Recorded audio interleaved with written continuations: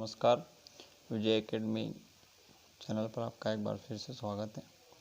आज हम हिंदी अनिवार्य में गोस्वामी तुलसीदास जी के द्वारा रचित रचना और उनका जीवन परिचय देखते हैं। आइए सबसे पहले कवि परिचय देख लेते हैं। तो हिंदी साहित्य के जो सगुण कविधारा मतलब जो हिंदी साहित्य जब आप पढ़ते हो तो उसमें भक्ति काल के बारे में बताया जाता है। तुलसीदास जी कौन से काल के हैं? भक्ति काल के। अब भक्ति काल को दो भागों में बांटा गया है। मैंने वीडियो बना के डाल भी रखा है, पिछले आप बैक जाके देख सकते हैं। तो भक्ति काल को दो भागों में बांटा गया, एक सगुण काल है और एक निर्गुण काल। तो सगुण काव्य धारा जो है उसके जो कवि रहे गोस्वामी तुलसीदास जी, और ये राम भक्त हुआ करते थे, यानी भगवान श्री राम की आराधना करते थे तो उनके भक्त रहे।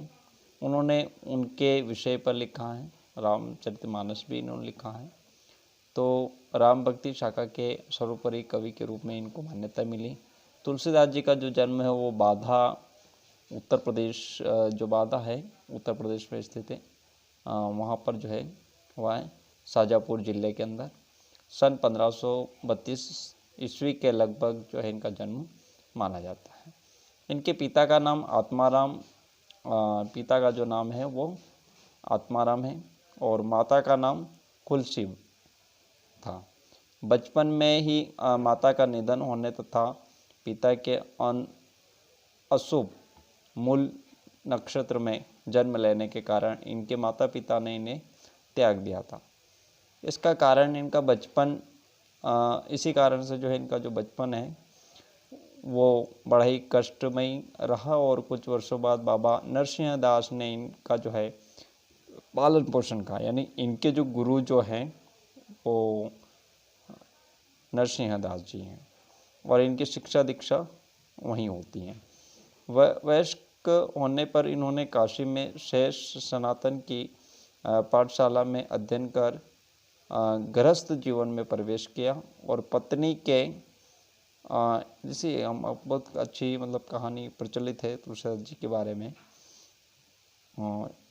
ये क्या है कि अपनी पत्नी, इनकी जो पत्नी थी उससे अत्यधिक प्रेम करते थे। अपनी पत्नी से अत्यधिक प्रेम होने के कारण एक दिन क्या हुआ कि वो बिना बताए जो है अपने मायके चली जाती हैं और उस कारणवश जो है तुलसीदास जी कहीं बाहर थे और वो जब आश्रम आते हैं तो उनको उनकी पत्नी दिखाई नहीं देती और वो चिंतित हो जाते हैं। एक पत्र छोड़ के गई हुई थी और उस पत्र में पूरा वर्णन लिखा हुआ था।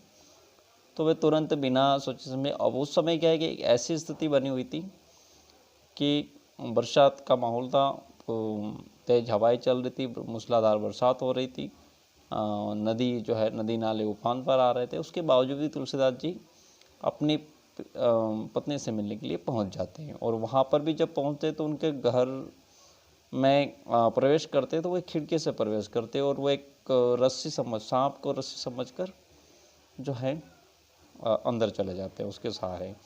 जब उनकी पत्नी को ये सारी बातें पता चलती है तो वो कहती है कि जितना प्रेम आप मुझसे करते हैं उतना ही प्रेम अगर आप आज के दिन ईश्वर से करते तो शायद आपको ईश्वर की प्राप्ति हो जाती है। ये लिखा हुआ भी है, जिसने इनका पत्नी प्रेम ईश्वरीय प्रेम में बदल गया।